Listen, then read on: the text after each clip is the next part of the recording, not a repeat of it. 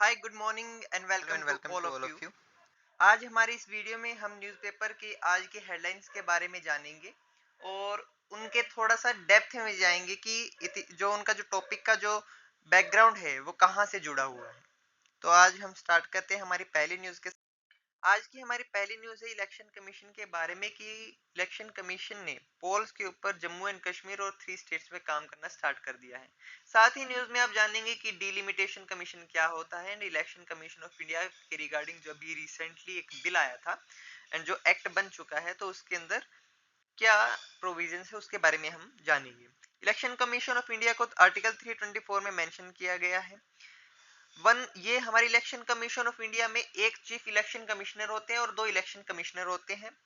ये 1993 में सबसे पहले 1989 में इनको मल्टी मेंबर बॉडी बनाया गया था, लेकिन फिर उसको डिसॉल्व कर दिया गया और 1993 के 1992-1993 में इसको फिर से मल्टी मेंबर बॉडी बना दिया गया था और 1993 से अब तक ये जो है हमारी मल्टी मेंबर बॉडी रही हुई है। तो जो चीफ होता है और जो इलेक्शन कमिश्नर होता है उनके पास लगभग सेम पावर होती है और लगभग उनकी जो सैलरीज है उनमें ज्यादा डिफरेंस नहीं होता है। और इनकी जो सैलरीज होती थी, जो 1993 का जो एक्ट कहता था वो ये कहता था कि इनकी सैलरी जो है सुप्रीम कोर्ट के जज के बराबर होगी। बट अभी जो चेंज हुआ है उसके बारे में हम बाद में जानेंगे। और ये ऑफिस को अपने जो है 65 साल की एज तक ले सकते थे और साथ ही साथ इनकी जो अपर एज लिमिट थी वो 65 ईयर्स थी और मैक्सिमम टर्म जो था 6 ईयर्स का हो सकता था। और चीफ इलेक्शन कमिश्नर जो है उसको सिर्फ एक सुप्रीम कोर्ट के जज की तरह ही रिमूव किया जा सकता था। वेयर एज जो इलेक्शन कमिश्नर जो हैं उनको जो है आप हटा सकते थे on the advice of the CEC. किसकी एडवाइस पे? चीफ इलेक्शन कमिश्नर की एडवाइस पे। बट जो हमारा सीईसी था इसको हटाने के लिए हमें वही जो जजेस को हटाने के लिए प्रोसीजर को जो फॉलो करते हैं वही करना पड़ता। कॉन्स्टिट्यूशन इनको ये भी नहीं बोलता है कि आप जो है एक बार अगर इलेक्शन कमीशन में कार्य कर लेते हैं तो उसके बाद में आप कोई सरकारी नौकरी नहीं ले सकते हैं। ऐसी इनके ऊपर कोई बाध्यता नहीं है, मतलब इनके ऊपर ऐसा कोई बाउंडेशन नहीं है। और रिसेंटली जो अमेंडमेंट हुआ था उसके बारे में जानते हैं हम। रिसेंट अमेंडमेंट में क्या था? ये केस था Anoop Barnwal versus union of India case 2023। Supreme court की कॉन्स्टिट्यूशनल बेंच, कितने मेंबर बेंच थी? 5 मेंबर बेंच थी। उसने डिसाइड किया कि जो chief election commissioner and election commissioner जो है वो एक कमेटी के द्वारा बनाए, कमेटी के द्वारा ही नियुक्त किए जाएंगे। मतलब अपॉइंट जो है उनको एक कमेटी ही करेगी। उस कमेटी में कौन कौन हो सकता है? उस कमेटी में हो सकते हैं हमारे prime minister, CGI of India and तीसरे हमारे लीडर ऑफ ओपोजिशन इन और the largest opposition party in the Lok Sabha. मतलब पीएम, हमारे सीजीआई एंड तीसरे ओपोजिशन के जो लार्जेस्ट पार्टी के जो लीडर होंगे वही होंगे। अब जो चीफ इलेक्शन कमिश्नर जो इसी के बाद में हमारी गवर्नमेंट ने एक एक्ट पास किया और बिल जो है अब एक्ट बन चुका है। चीफ इलेक्शन कमिश्नर जो है एंड अदर इलेक्शन कमिश्नर जो है उसकी अपॉइंटमेंट कंडीशन और service and term of office bill 2023 को इन्होंने पास आउट किया। और इसमें बोला गया कि जो सीईसी एंड ईसी है वो प्रेसिडेंट ही अपॉइंट करेंगे, लेकिन एक सिलेक्शन कमेटी के बिहाफ पे। सिलेक्शन कमेटी में पहले कौन होगा? प्राइम मिनिस्टर होंगे, यूनियन कैबिनेट मिनिस्टर होंगे और ओपोजिशन लीडर तो हमने पहले ही बोला था। तो मतलब इन्होंने क्या चेंज किया है कि जो सीजीआई की जो भूमिका थी वो इन्होंने कैबिनेट मिनिस्टर की भूमिका से बदल दिया है। तो बस एक यही चेंज आया था मेनली। दूसरा, सिलेक्शन जो कमेटी है, जो सिलेक्शन कमेटी है, अगर in case leader of opposition जो है अपॉइंट नहीं किया जाता है उस कंडीशन में भी जो सिलेक्शन कमेटी के अगर 2 मेंबर्स हैं या फिर 3 मेंबर्स हैं, अगर मान लो 3 तो होते ही हैं, अगर 2 मेंबर्स प्रेजेंट हैं तो 2 मेंबर्स की बिहाफ पे भी वो सिलेक्शन कमेटी जो है प्रेसिडेंट को बोल सकती है। अब तीसरी बात, सर्च कमेटी। सिलेक्शन कमेटी किसके बिहाफ पे कार्य करेगी? सिलेक्शन कमेटी एक सर्च कमेटी के बिहाफ पे कार्य करेगी और जिसको हेड कौन करेंगे? कैबिनेट सेक्रेटरी हेड करेंगे। और कैबिनेट सेक्रेटरी क्या करेंगे? सिलेक्शन कमेटी को बोलेंगे। अब देखिए सिलेक्शन कमेटी क्या करेगी? सिलेक्शन कमेटी बोलेगी प्रेसिडेंट को, प्रेसिडेंट जो है फिर उस इंसान को या फिर उस ऑफिसर को अपॉइंट कर देंगे, किसको? Election commission of India. Another major change जो है इनकी सैलरी में हुआ है। जो salary and condition of service जो है इलेक्शन कमिश्नर्स की, वो पहले सुप्रीम कोर्ट के जज के पैरेलल मानी जाती थी, लेकिन अभी उसको कैबिनेट सेक्रेटरी के पैरेलल माना जाएगा। याद रखिएगा ये वाला फैक्ट। और तीसरा जो हमारा हमने पहले डिस्कस किया था, डिलिमिटेशन कमीशन। डिलिमिटेशन कमीशन का कार्य क्या होता है? मान लीजिए एक कंट्री है या फिर एक स्टेट है, यहाँ पर हमने इसको डिवाइड करना है। ये हमने इसके 4 कंस्टिट्यूएंसी बना दी है कि भाई इतने इतने लोग जो है एक कंस्टिट्यूएंसी में होंगे। मान लीजिए इसमें इधर 2000, इधर 2000, इधर 2000, इधर 2000, 8000 टोटल पॉपुलेशन है। तो हमने इसकी 4 कंस्टिट्यूएंसी बना दी है, सो दैट एक इक्वल डिस्ट्रीब्यूशन हो सके पॉपुलेशन का।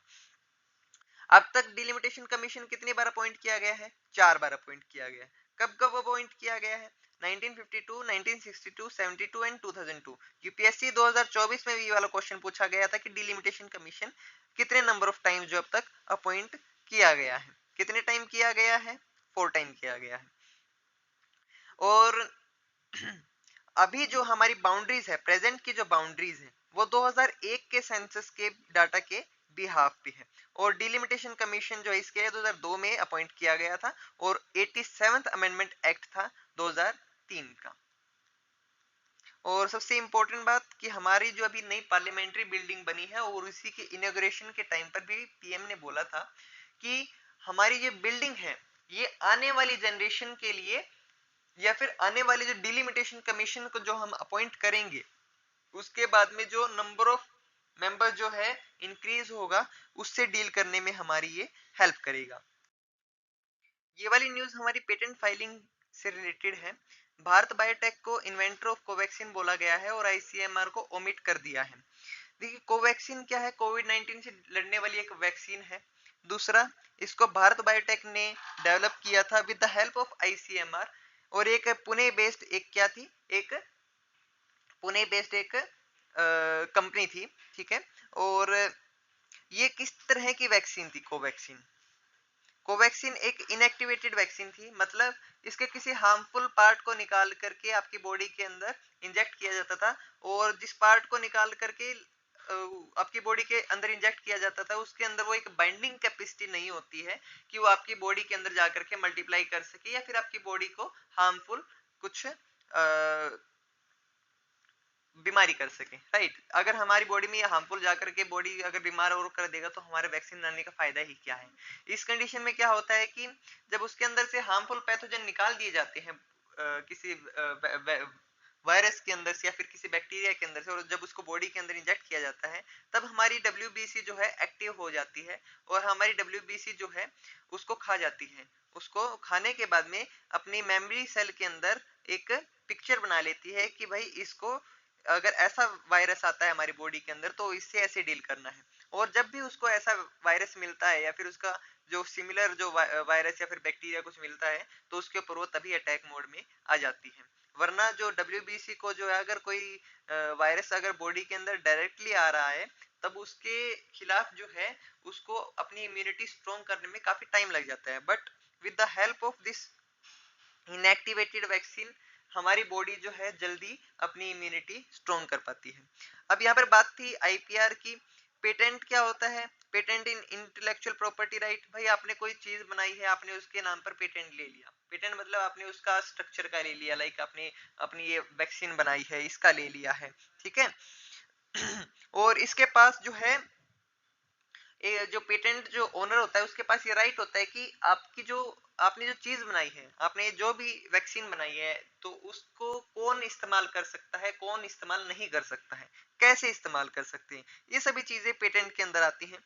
टाइप्स क्या क्या होते हैं? कॉपीराइट होता है। कॉपीराइट मतलब ओनरशिप राइट ऑफ ऑथर और artist over his creation work. मतलब आपने किसी की मान लीजिए मैंने एक बुक लिखी एबीसी, और आप उसके अंदर से जो आप उसकी जो फोटोकॉपी जो है मार्केट में बेच रही हैं, ठीक है, वो कॉपीराइट जो है इशू आता है वहां पर, ठीक है। तो मतलब क्या है, आप मेरी परमिशन के बिना आप उसको नहीं बेच सकते हैं।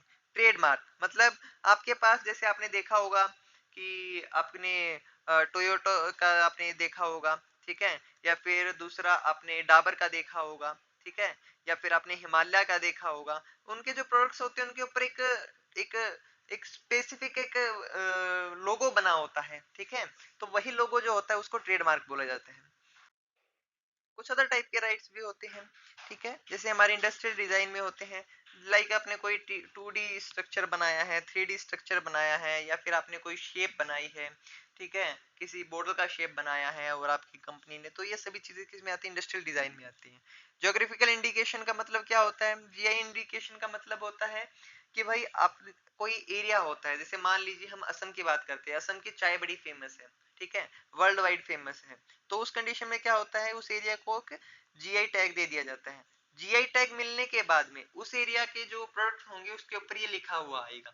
अब मैं वो वाला प्रोडक्ट जो है दिल्ली से अगर बना रहा हूं, तो वो वाला जो अगर जीआई टैग लगा करके बना रहा हूं, तो वो एक पनिशेबल एक्ट होता है, ठीक है। और तीसरा है trade secret, intellectual property right में ही आता है ये भी, ठीक है। नेक्स्ट जो है ये है कि हमारे पास इंटरनेशनल लेवल पर कौन कौन से ऑर्गेनाइजेशन है जो कि आईपीआर से डील करते हैं। हमारे पास सबसे इंपॉर्टेंट है विपो है। विपो जो है इंटेलेक्चुअल प्रॉपर्टी राइट्स से रिलेटेड जो है कार्य करता रहता है, ठीक है। इस विपो के अंदर मेनली 3 कन्वेंशन है। Paris convention for the protection of industrial property right 1883, Berne convention for the protection of literary and artistic work 1886 and Budapest treaty, ठीक है। और दूसरा एग्रीमेंट जो है 1994 में साइन हुआ था, इसको ट्रिप्स एग्रीमेंट भी बोला जाता है। इसके भी 3 पार्ट है मेनली, ठीक है। प्राइमरी कैरेक्टरिस्टिक्स इसके 3 ही है, स्टैंडर्ड्स, एनफोर्समेंट, डिस्प्यूट सेटलमेंट, ठीक है। ट्रिप एग्रीमेंट जो है ये बोलता है कि मिनिमम स्टैंडर्ड एक कंट्री को फॉलो करने होंगे सो दैट जो आईपीआर राइट्स हैं, ठीक है, इंटेलेक्चुअल प्रॉपर्टी राइट्स है, उसको हम सेव कर सके। एनफोर्समेंट लाइक आपको प्रोसीजर और रेमेडीज जो है बनाने पड़ेंगे सो दैट उसको हम प्रोटेक्ट कर सकें। तीसरा डिस्प्यूट सेटलमेंट, अगर किसी मेंबर स्टेट के बीच में एक आईपीआर से रिलेटेड कुछ डिस्प्यूट हो जाता है, तो इन दैट कंडीशन डब्ल्यूटीओ जो है उस डिस्प्यूट को रिजोल्व करेगा। इंडिया का क्या इनिशिएटिव है, कपिला इनिशिएटिव है, ठीक है। इसमें क्या कर रहे हैं, इसमें आईपी लिटरेसी को बढ़ा रही हैं हमारे हायर एजुकेशन इंस्टीट्यूशंस में। तो बस इतना ही था। कपिला जो इनिशिएटिव है इंडिया का, उसको जरूर याद रखिएगा, ट्रिप्स को याद रखिएगा, विपो को याद रखिएगा, ठीक है। ये वाली न्यूज हमारी एमपीसी से रिलेटेड है, monetary policy committee. Monetary policy committee कब एस्टेब्लिश की गई थी, ये हमारी कंस्टिट्यूट की गई थी 2016 में। कौन सा एक्ट था जिसकी वजह से ये की गई थी, सेक्शन 45ZB ऑफ आरबीआई 1934, इसके अंदर अमेंडमेंट किया गया था। और इसके बाद में बोला गया कि एक 6 मेंबर कमेटी होगी जो कि एमपीसी को हेड करेगी। टारगेट क्या रखा गया था, टारगेट ये रखा गया था कि 4 ± 2 जो है इन्फ्लेशन का टारगेट होगा, ठीक है। आरबीआई की जो ये मॉनेटरी पॉलिसी कमेटी है, इसके अंदर मेंबर्स कौन कौन होंगे, इसके अंदर मेंबर्स होंगे हमारे आरबीआई गवर्नर होंगे, दूसरा डेप्यूटी गवर्नर होंगे, तीसरा एक ऑफिसर होगा जो कि बैंक से होगा, प्लस में 3 अदर मेंबर्स जो होंगे उसको सेंट्रल गवर्नमेंट जो है अपॉइंट करेगी, ठीक है। नेक्स्ट हमारी न्यूज है अर्मेनिया के बारे में, जो कि एक लेटेस्ट नेशन बन गया है जिसने रिकॉग्नाइज किया है पैलेस्टीन को।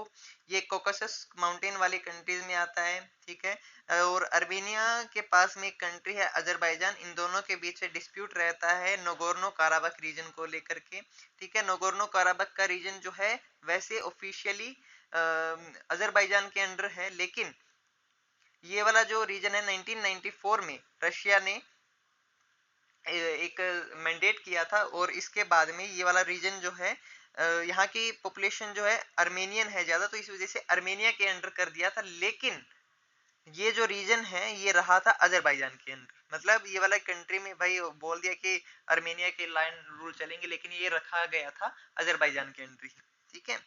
सो इसी को लेकर के अभी भी डिस्प्यूट हुआ था, और इस वजह से अर्मेनिया ने बोला है कि हम सीएसटीओ में अब नहीं रहेंगे क्योंकि रशिया ने हमारी हेल्प नहीं की थी। अब हम जानते हैं सीएसटीओ के बारे में। सीएसटीओ एक इंटर गवर्नमेंटल मिलिट्री अलायंस है, यूरेशिया की है, ठीक है। एस्टेब्लिश हुई थी 2002 में। इसके मेंबर्स कंट्री जो है प्रेजेंट में कौन कौन से हैं, Russia, Armenia, Belarus, Kazakhstan, Kyrgyzstan, Tajikistan, ठीक है। सीएसटीओ जो है नेटो के अपोजिट लाई गई थी, ठीक है। सीएसटीओ जो है एक लिमिटेड कंट्रीज तक ही रह गई थी, ठीक है, जो कि यूएसएसआर के पहले ही हिस्सा थे उन कंट्रीज तक सीमित रह गई थी, जबकि नेटो जो है इसमें अभी 32 कंट्रीज हो गए हैं। और लेटेस्ट कंट्री कौन है, हम आप बता सकते हैं हमें कमेंट सेक्शन में, लेकिन हम आपको हिंट दे देते हैं, एस से उसका नाम स्टार्ट होता है, एंड यूरोपियन कॉन्टिनेंट के अंदर। यूरोपियन कॉन्टिनेंट में ये आता है। अब हम बात करते हैं पैलेस्टीन के बारे में। पैलेस्टीन के 3 मेजर इलाके हैं। वेस्ट बैंक, सेकंड है हमारा जेरूसलम एंड तीसरा है हमारा गाजा स्ट्रिप। ये हमारा इजराइल वाला इलाका है। ये हमारा इजिप्ट है जो कि गाजा स्ट्रिप से हमारा बॉर्डर करता है। जॉर्डन जो वेस्ट बैंक के साथ में भी करता है, इजराइल के साथ में भी करता है। ये हमारा मेडिटेरियन सी है। और इसी के साथ में हमारी आज की वीडियो फिनिश होती है। और इस वीडियो में आपको जो चीज़ अच्छी लगी उसके बारे में हमें ज़रूर बताएं। और आपसे एक क्वेश्चन पूछा था हमने कि कौन सा कंट्री है जो कि अभी नेटो में शामिल हुआ है, उसके बारे में हमें बताइएगा। और हमारे चैनल को लाइक कीजिएगा, शेयर कीजिएगा और सब्सक्राइब कीजिएगा। और हम कल मिलते हैं आपको एक नई वीडियो के साथ में। Good bye and have a nice day. Thank you.